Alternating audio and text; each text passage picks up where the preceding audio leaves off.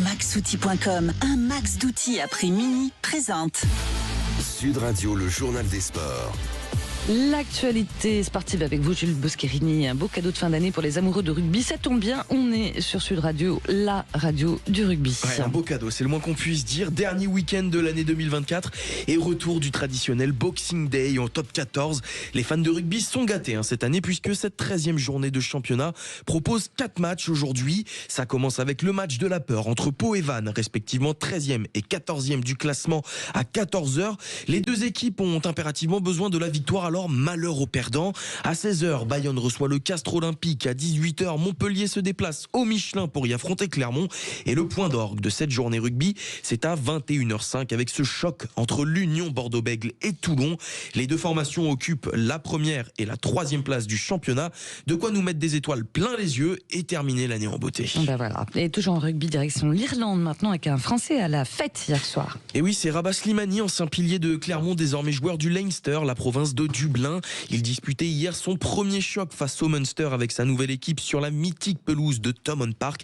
Et c'est tout sourire que le tricolore a passé la soirée puisque son équipe s'est imposée à l'extérieur avec le bonus offensif 28-7. Voilà, pas de Ligue 1 durant les fêtes, mais du foot quand même avec le beau cadeau du PSG à ses supporters. Et oui, ils sont souvent critiqués ces dernières années sur le tarif de leur billetterie, mais le club de la capitale a souhaité récompenser ses supporters les plus fidèles.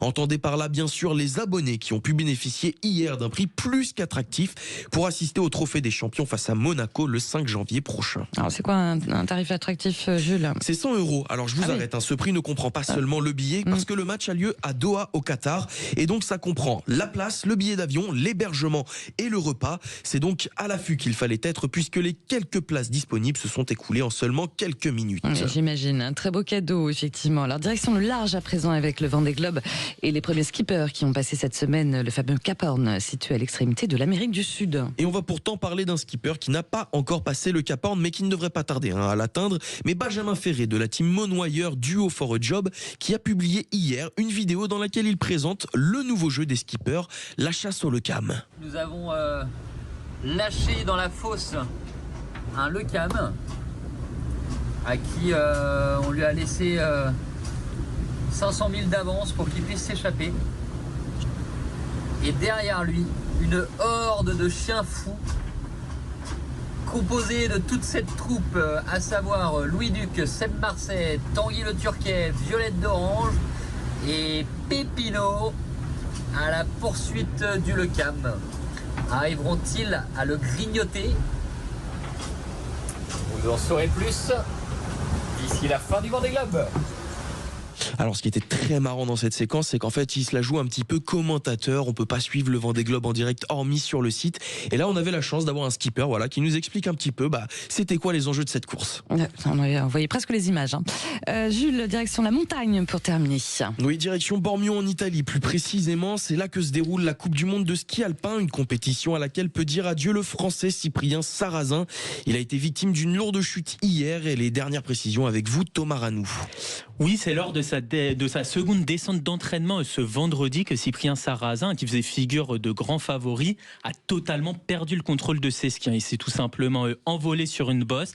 Il a rebondi sur la piste avant de finir dans les bâches de protection. Il a rapidement été secouru par hélicoptère et transporté en direction d'un hôpital de la commune voisine de Sondalo. Et alors, quelles sont les conséquences de cette chute, Thomas ?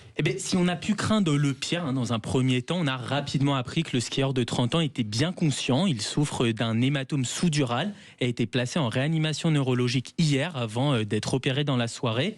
En tout cas, cette chute a provoqué la colère de son entraîneur Nils Allègre au micro d'Eurosport qui a clairement mis en cause les organisateurs de la compétition. Je cite, « Ils ne savent pas préparer une piste, ils ne savent rien faire du tout à part des choses dangereuses. Ce n'est pas respectueux pour nous les athlètes. Ils ne méritent pas les Jeux Olympiques qui, on le rappelle, doivent se dérouler en Italie en 2026. La suite de la saison, en tout cas, paraît donc plus que compromise pour Cyprien Sarrazin. Merci beaucoup, Thomas Ranou. On attend bien évidemment des nouvelles de Cyprien Sarrazin. On lui souhaite un très bon rétablissement. Merci en tout cas à tous les deux. Puis on vous retrouve d'ici une vingtaine de minutes, Jules, pour la rétro de l'année. Un moment clé de cette année, la revue de presse tout à l'heure avec vous, Thomas.